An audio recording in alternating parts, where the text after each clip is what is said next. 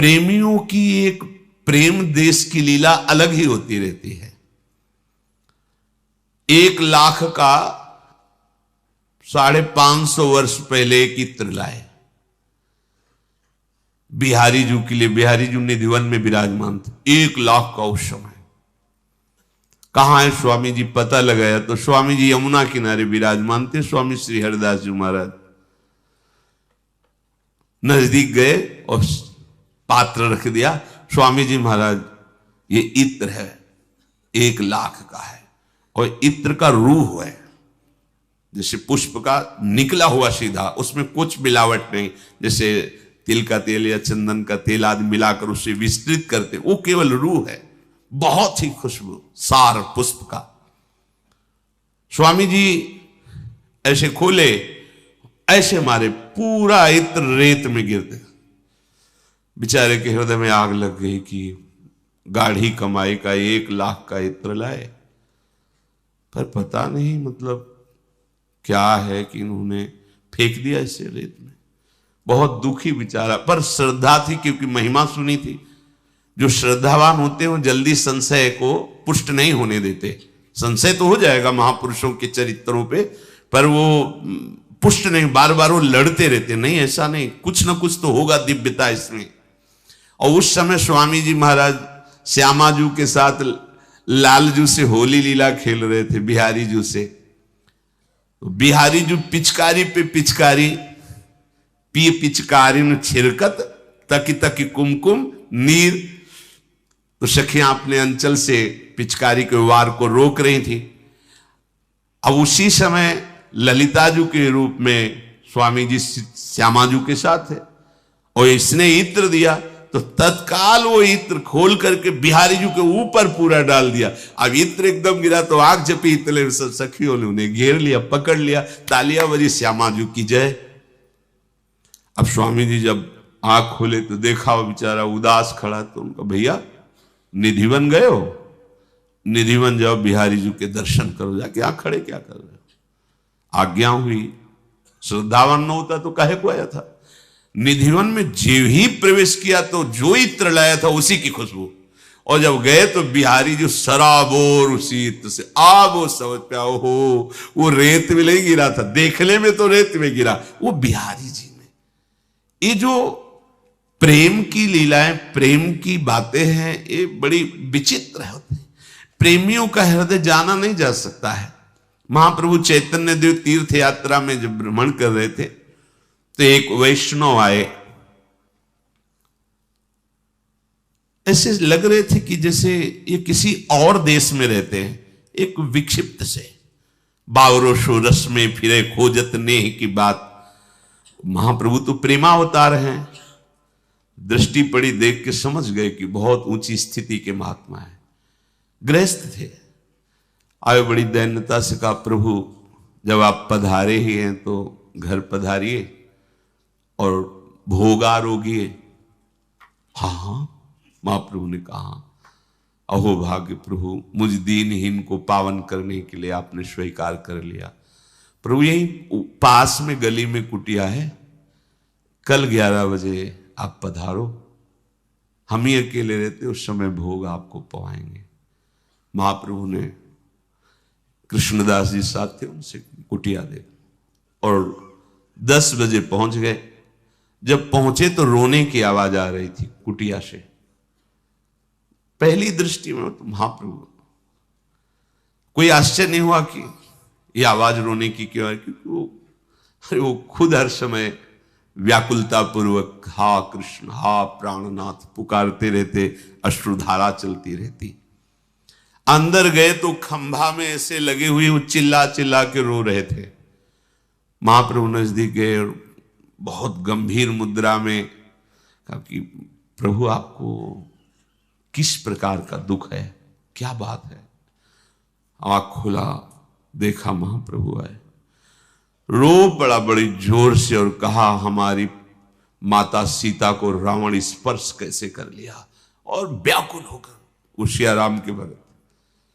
महाप्रभु बैठ गए, जैसे बालक को दुलार करते हैं, ऐसे दुलार करते हुए कहा, तुम्हें शायद ये पता नहीं है, सीता जी अग्नि की गोद में विराजमान हो गई थी और छाया सीता का अपहरण रूपी लीला हुई।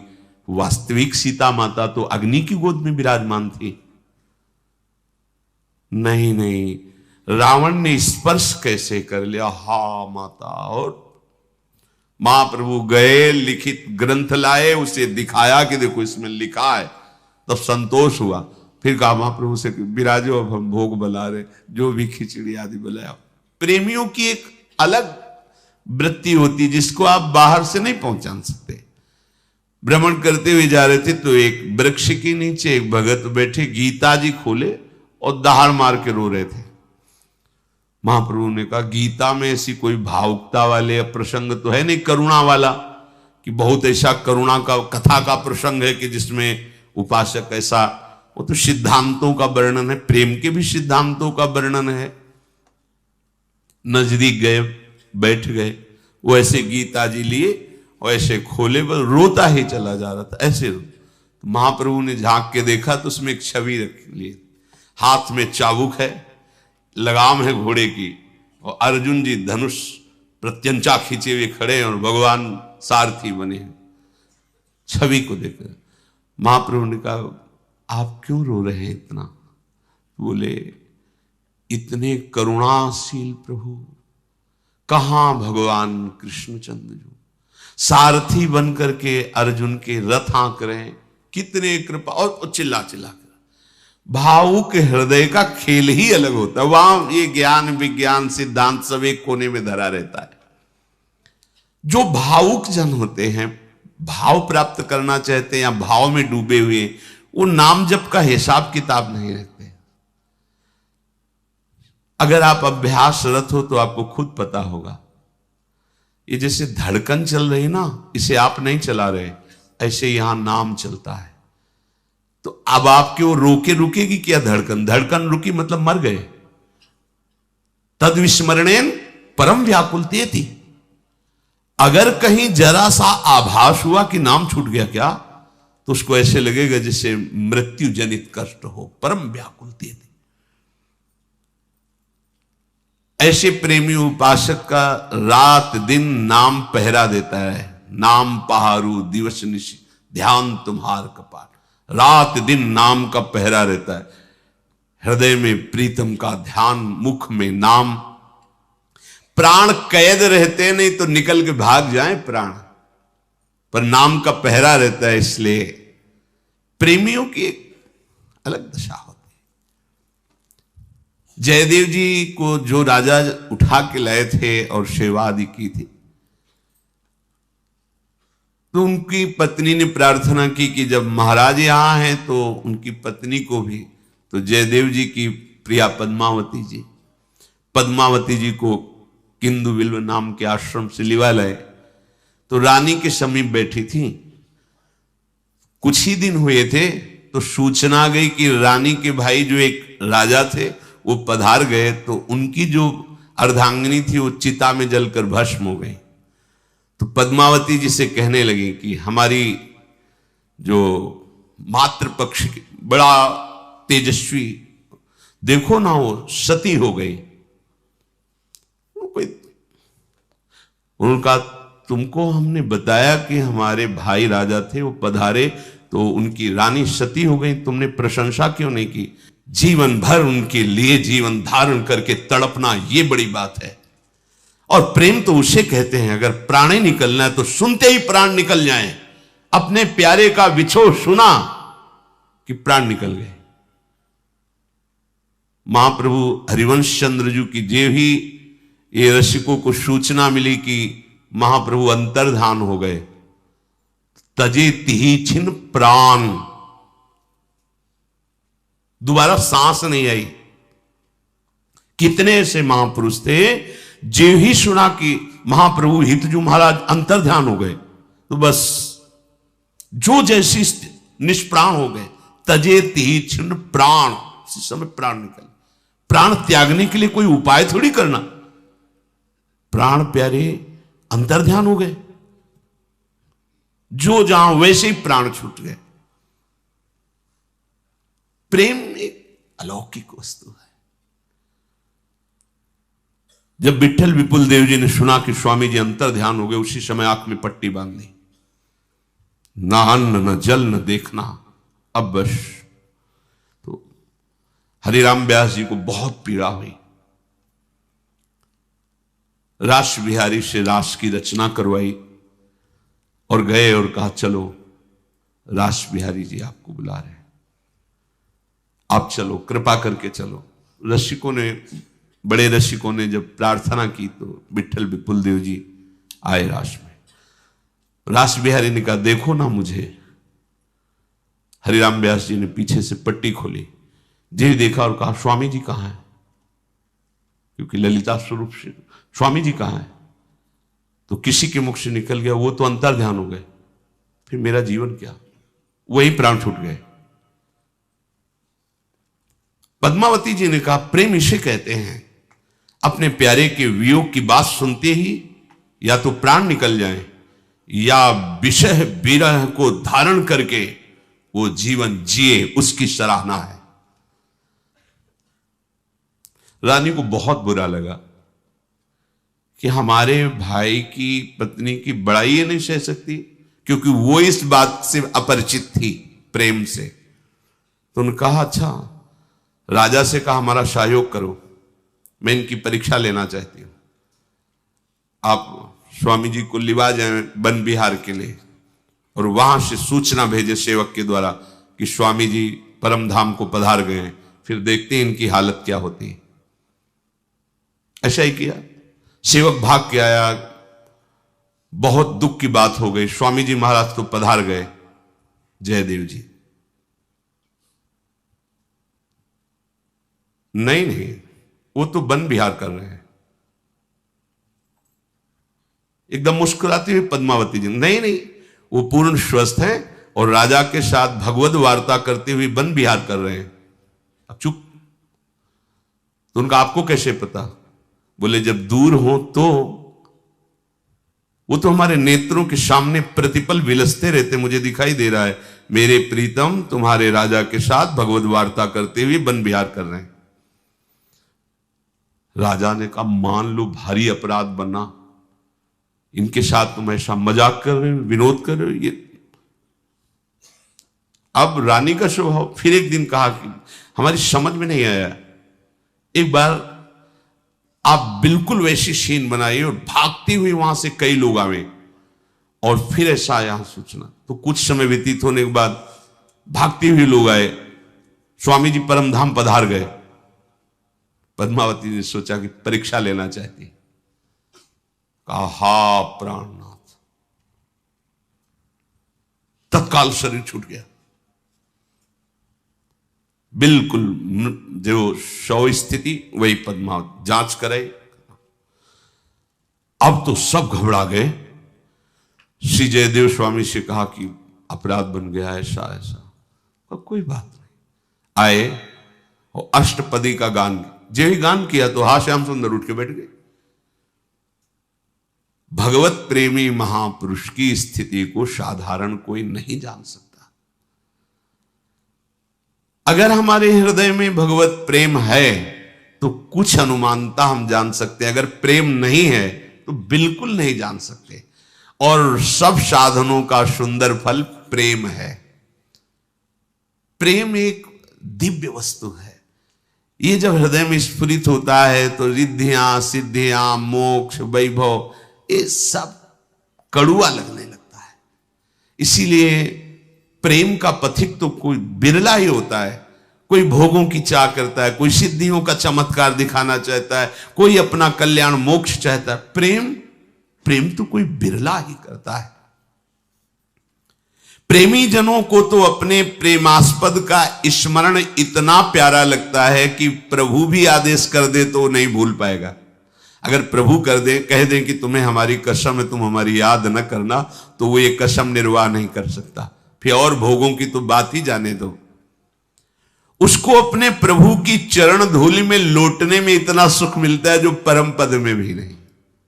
देखो ना, अक्रूर जी जब आ रहे हैं कृष्ण बलराम जी को लेने के लिए, तो जे ही वो ब्रजमंडल में प्रवेश करते हैं तो जौ वज्रंकुश से चिन्हित चरण चिन्ह को देखते कूद पड़े रथ से, लौट रहे हैं मेरे प्राण प्रीतम श्री कृष्ण के चरण चिन्ह। ऐसी प्रेम दशा हो रही कि सुखदेव जी कहते परीक्षित समस्त साधनों का यही फल है कि जैसी इस समय अक्रूर जी की स्थिति है ये स्थिति प्राप्त कर ली जाए। इसीलिए वृंदावन के रसिक जन प्रिया प्रीतम से भी यही मांगते हैं कि इसी धूल में हम लौटते हुए प्राण त्याग करें, ये परम सिद्धि। जय श्री भट्ट धूल धूसर तन ये आप। लाला बाबूजी ने तो गजब कर दिया, बड़े महान संत हुए हैं। लाला बाबूजी ने कहा जब हमारा शरीर छूटे तो हमें कोई कांधे पे न ले, ये ब्रजभूमि है, मुझे घसीटते हुए मेरे शव को इस रज से ऐसे जैसे घसीट के लिए ऐसे, और उनकी आज्ञा के अनुसार कुछ दूर तक ऐसा किया गया क्योंकि उनकी इच्छा थी मेरे शरीर को यहां कांधे पे नहीं घसीट, इस रज में घसीटते हुए ले जाया जाए और संस्कार किया जाए। प्रेम मार्ग प्राप्ति के लिए उपासक में किंचित भी कहीं वैर नहीं और कहीं राग नहीं, ये दो बातें बहुत आवश्यक। अगर राग है तो उसका चिंतन होगा, वैर है तो चिंतन होगा। फिर श्री कृष्णदास जी के शिष्य हैं लाला बाबूजी, बहुत बड़े धनी सेठ थे, लंगोटी लगा के रहते, भिक्षावृत्ति से जीते।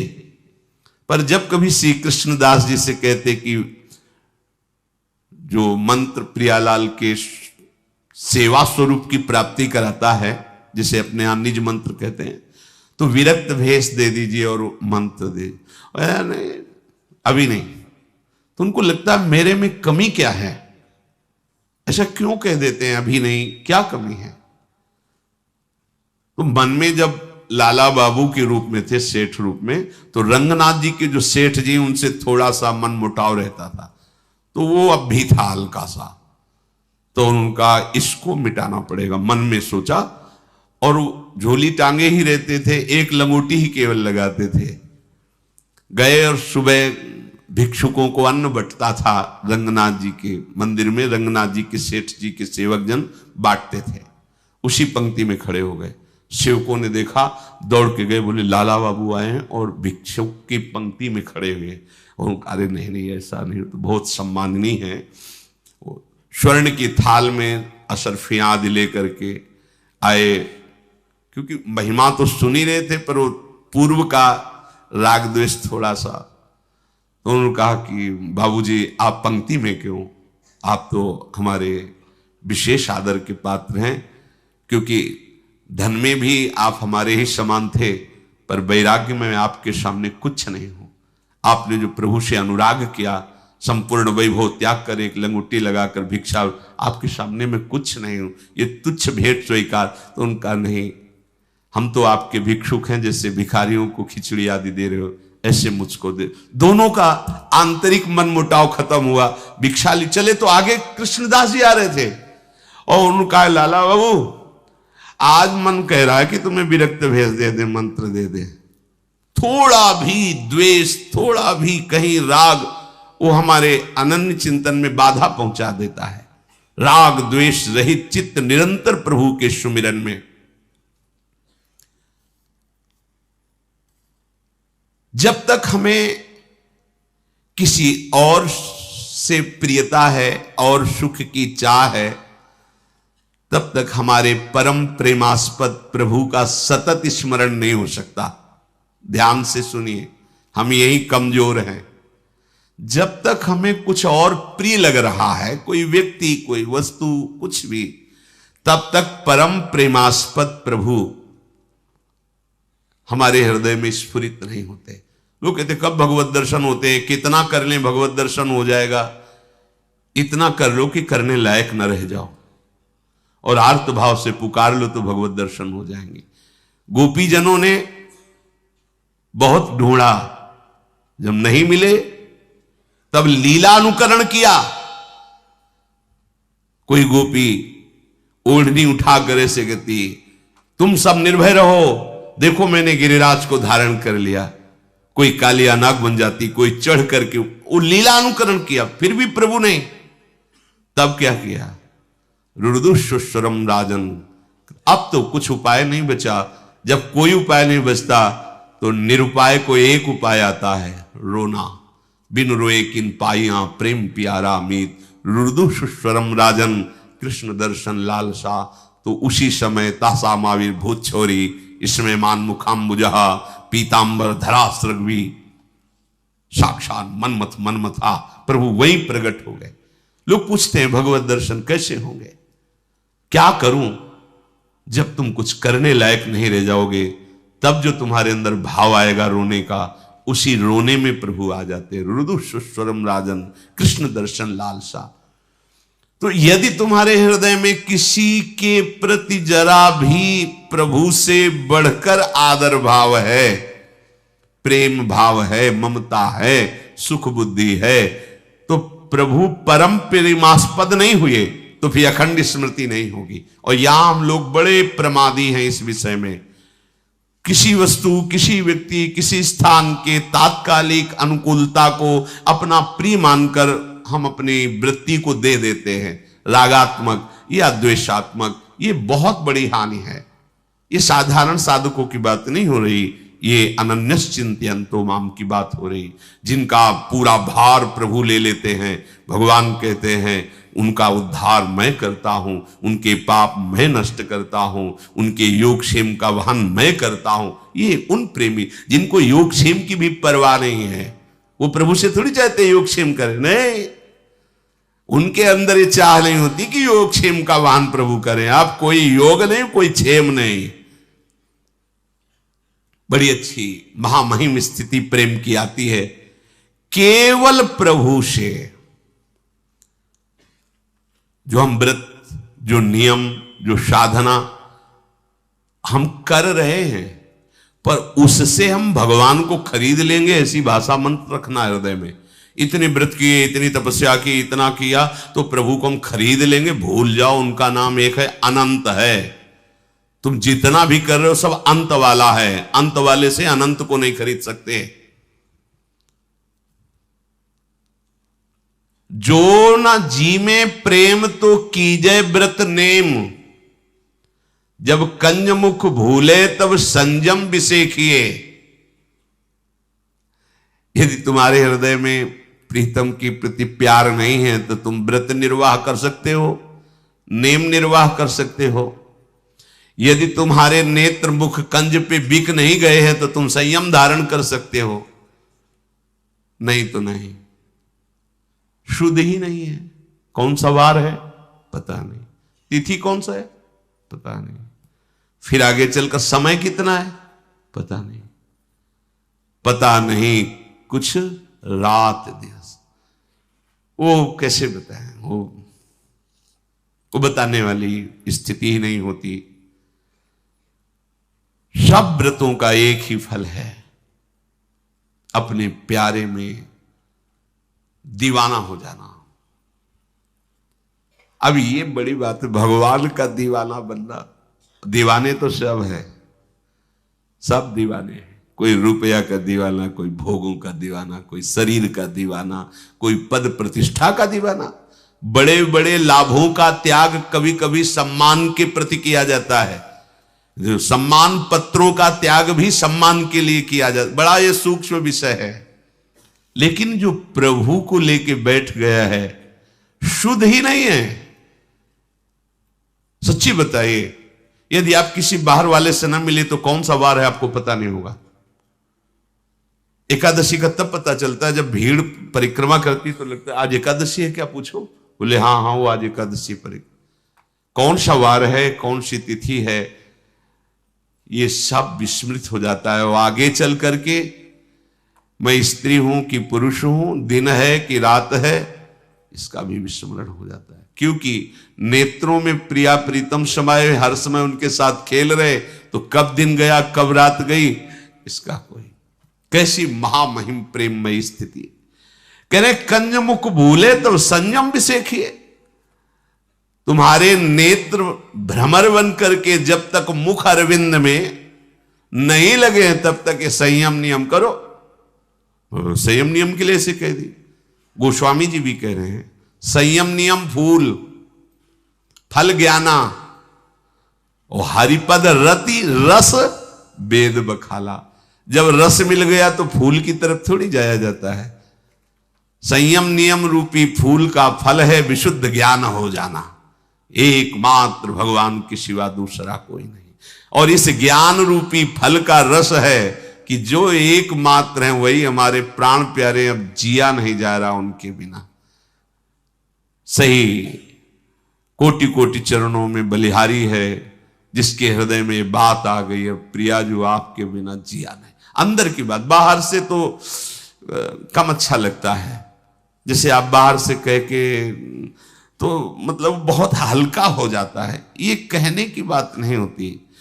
वो अगर कह रहे हो तो थोड़ा कम ठीक है कि प्रिया जो आपके बिना, वो कभी एकांत में ऐसा आसपास देखा कोई नहीं, अब वो भभक नहीं रुकी, चिल्ला के रो पड़ा, हा लाडली अब आपके बिना जिया। लेकिन कोई देख ले, कोई समाज, बिल्कुल नहीं। वहां तो एकदम गंभीर शांत। अब नहीं रुक रहे हैं आंसू, अपने आप निकल रहे, चुपचाप बैठा हुआ, वो बात अलग है। नहीं रुक रहे, नहीं तो किसी भी तरह से कोई हमें ये देख ना पावे, ये जान ना पावे कि हमारे अंदर थोड़ी भी कोई प्रेम की बात है या प्रभु के प्रति प्रियता है। बिल्कुल नहीं।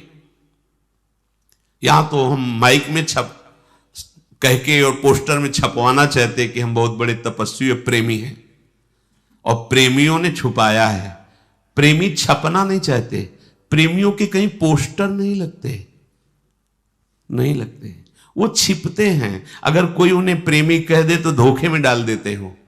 एक राजा के यहां भागवत कथा कह रहे थे तो एक महापुरुष बैठे सुन रहे थे। अचानक श्री कृष्ण रूप माधुरी सुनकर प्रेमावेश हुआ और विकल होकर भूमि पर लौटने लगे। वो लार गिर रहे, अश्रु गिर रहे, पूरा शरीर। राजा ने देखा, अरे तो प्रेम दशा को प्राप्त महापुरुष।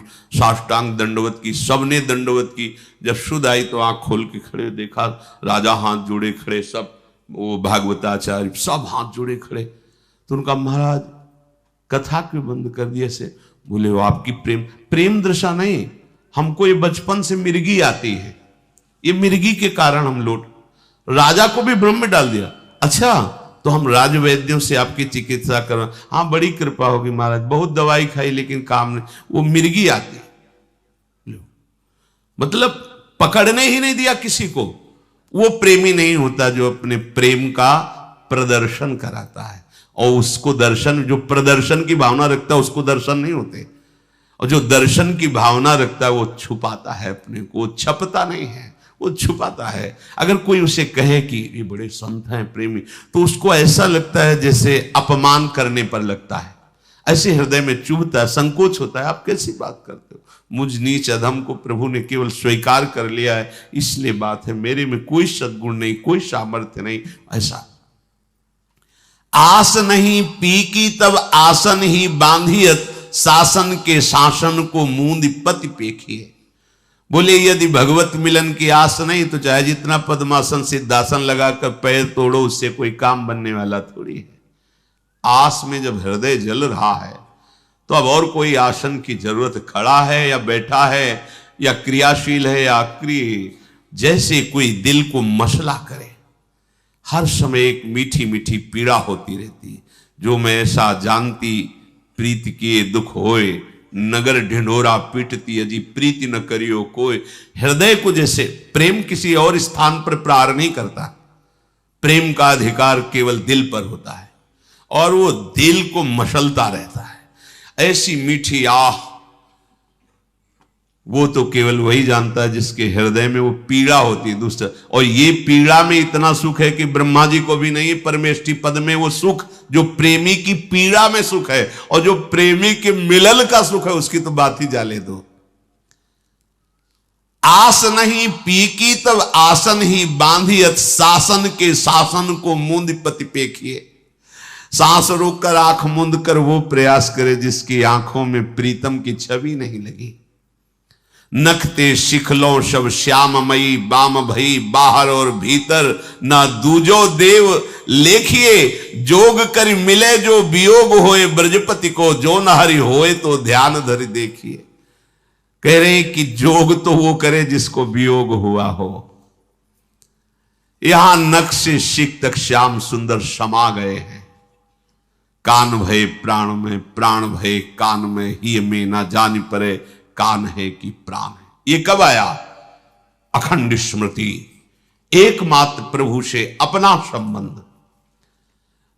नारायण घाटी कठिन जहां प्रेम को धाम, विकल मूर्छा सिसकबो ये मग के विश्राम। इस रास्ते के विश्राम स्थल क्या है? विकलता। हा स्वामिनी, हा प्रियाजू, मूर्छा, बेसुध हो गया, रोना। इसीलिए प्रेम मार्ग में कोई बिरला ही चलता है। शीश काट भुई धरे, ऊपर राखे पांव, इश्क चमन के बीच में ऐसे हो तो आओ। ये प्रेम खेल है, अपना महत्व मिटा देना पड़ता है। दाना खाक में मिलकर गुले गुलजार होता है। मिटा दे अपनी हस्ती को। अगर अपना महत्व है, अपनी हस्ती, अपना अस्तित्व है, फिर बात नहीं बनी। मिटा दे अपनी हस्ती को। यदि मुर्तबा देखना चाहे, दाना खाक में मिलकर गुले गुलजार होता है। अब तो बेल फैल गई, जाने सब कोई, मेरे तो गिरधर गोपाल। ये एकदम जिस पर तुम हो रीझते, क्या देते नंदलाल? क्या देते? बोले रोना, सिसकना, तड़पना, यही देते।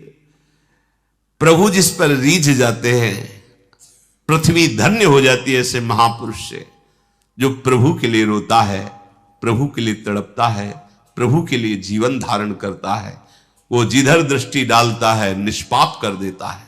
उसके शरीर से वायु स्पर्श कर जाती तो जिसके लगेगी निष्पाप हो जाता है। वो मम भक्ति युक्तो भुवनम पुनातु। पिया चाहे प्रेम रस और राखा चाहे मान, एक म्यान में दो खडग देखी सुनी न कान। ये प्रेम गली अति साकरिता में दो न समाए। मैं और तू इसमें नहीं चलता। इस गली में केवल तू ही तू है। जित देखूं तित श्याम। ये प्रेम गली है, इसमें मैं तू नहीं होता। मैं तू माया की गली में होता है, मैं ब्रह्म गली में होता है, और तू प्रेम गली में होता है। अब वृंदावन प्रेम गली है, यहां बस तू ही तू है। जिधर देखता हूं उधर तेरा ही सब पसारा है, तू ही तू है। प्रेम पंथ अति कठिन है, सबको निभत नाए, चढ़ के मोम तुरंग पर चलिबो पावक माहे। बोले प्रेम का मार्ग बड़ा कठिन है, मोम के घोड़े पे बैठ के आग की ज्वाला से निकलना है। कई बार सत्संग में कहा है कि जब प्रेम मार्ग में चलते हैं तो हृदय द्रवित हो जाता है, और द्रवित हृदय में विकार बहुत जोर का अपना प्रभाव डालते हैं, क्योंकि अभी प्रेम तो आया नहीं ना। प्रेम मार्ग का पथी, आनंद की उमगन हुई, हृदय द्रवित हुआ, जरा सा कुसंग हुआ, गिर गया। मोम तुरंग, जरा सी आग लगी, पिघल गया। इसलिए सावधानी पूर्वक गुरुजनों की आज्ञा में जैसे जैसे प्रभु से अनुराग बढ़े, वैसे ऊपर से उदासीन व्यवहार शून्य, देख करके भी कोई तुम्हें देखना ना चाहे ऐसा स्वभाव बना ले। अपने को छुपाना होता है। आपका ऐसा व्यवहार होना चाहिए प्रगट में कि किसी को लगे कि साधारण भिक्षुक है, बस इससे ज्यादा वो कहीं जान ना पावे। अगर वो आपको ताड़ रहा है और आप आंसू या कुछ ऐसा, तो तत्काल आप उस स्थिति से बाहर से ऐसे हटिए कि वो ऐसे। अगर पूछे आंसू चल रहे, हाँ तो दवाई चल रही, आंखों में पानी आने का रोग हो गया है, पता नहीं क्या हो, डॉक्टर कह रहे थे कुछ दिनों में ठीक हो जाएगा। पकड़ने न दे किसी को कि हमारे आंसू प्रभु के प्रेम में आ रहे हैं। जब तक मैं रहता है तब तक प्रेम गली में प्रवेश नहीं होता। जब मैं था तब हरि नहीं, अब हरि हैं मैं नाही। तू करते तू भयो, मुझ में रही न हूं। प्रभु में इतना तन्मय हो गई कि मैं प्रभु में लीन हो गया, अब वही वही रह गए। अनित्यम सुखम लोक मिमम प्राप्त भजस्व माम। इसलिए हे भाई, ये अनित्य शरीर, नाशवान भोग, इसमें समय नष्ट मत करो। हम ये नहीं कहते सब विरक्त बन जाओ, बाबा जी बन जाओ, ये भी बनना कोई खिलवाड़ नहीं है। पर आप जहां हो, जैसे भी हो, जो तुम्हें प्रभु का नाम प्रिय लगे, जो तुम्हारा मन बहुत पकड़ता हो नाम। कभी कभी ऐसा होता है कि हमें कोई पर्सनल नाम बहुत प्रिय लगता है और गुरुजी ने कोई नाम दिया है, तो हम उसके लिए छूट देते हैं प्रारंभ में कि आपका मन जो नाम पकड़ता पहले उसे पकड़ लो, पहले संसार का चिंतन छोड़ो और उसको डट के जपो, तो जे भी हृदय निर्मल होगा तो गुरु प्रदत्त नाम में आ जाएगी, निष्ठा आ जाएगी। ये अनुभव की बात कहते हैं। इसलिए अनुभव की बात कहते हैं कि जो छाती में होता है फिर उसको प्रमाण की किसी की जरूरत नहीं होती। जो आपको नाम प्रिय, उसमें पहले तन्मय होने लगो, संसार का चिंतन छोड़ो। कभी कभी ऐसा होता है कि जैसे मंत्र मिला उसमें रुचि नहीं और नाम उसमें रुचि, तो कुछ नियम से कर लो, इसके बाद नाम में लगो। जैसे जैसे तुम निष्पाप होते जाओगे वैसे वैसे मंत्राकार स्थिति जागृत हो जाएगी। जबरदस्ती अगर आप लगाने की चेष्टा करोगे तो मन भागेगा संसार में। इसको जो नाम प्रिय लग रहा है पहले उसे पकड़ा दो। अगर उसको पकड़ लिया इसने तो संसार का चिंतन छोड़ेगा, और जहां संसार का चिंतन छोड़ा अब हमारा काम बन जाएगा। अनित्यम सुखम लोक मिमम प्राप्त भजस्व माम। ये अनित्य शरीर है, अनित्य भोग हैं, इनकी प्राप्ति के लिए तुम्हारा जीवन नष्ट ना हो जाए, इसलिए सावधान रहो। हमारे जीवन का लक्ष्य है कि कभी न कभी हमें वो स्थिति प्राप्त हो जाए जिसमें बिना प्रयास के भगवत स्मरण होता है, और ये महासुख है, महासुखमयी। नहीं तो अभी 4 दिन की चांदनी आप जिसे सुख मान रहे हो, मान लो आप बहुत बड़े पद को प्राप्त कर लिए पुण्य बल से, आपके पास खूब ऐश्वर्य संपत्ति है, लेकिन भाई जब प्राण छूटेंगे तब तो आपका सब कुछ ही रह जाएगा। तो फिर आपके जीवन में जो कमाया वो क्या? तो गमाया ही गमाया, कमाया तो कुछ है नहीं, क्योंकि जो कमाया वो सब गया, क्योंकि प्राण निकल रहे हैं अब। हाँ, अब कमाई मानी जाएगी नाम की। अगर आपने नाम जप किया है तो आपके साथ हो जाएगा, वो यहां के किसी भी तरह के व्यवधान से हटने वाला नहीं। नाम जो जप लिया वो तुम्हारे साथ जाएगा, तुम्हारा मंगल करेगा। अगर कहीं चूक हुई है और आगे जन्म भी होगा तो ऐसा जन्म होगा जो लोक बंदनी जन्म होगा, जिसकी आकांक्षा की जाती है, वो स्वाभाविक तुम्हें प्राप्त हो जाएगा। इसलिए सबसे प्रार्थना है जैसे बने वैसे प्रभु का निरंतर नाम जपने का अभ्यास करो। जो भी कार्य करो प्रभु के लिए करो।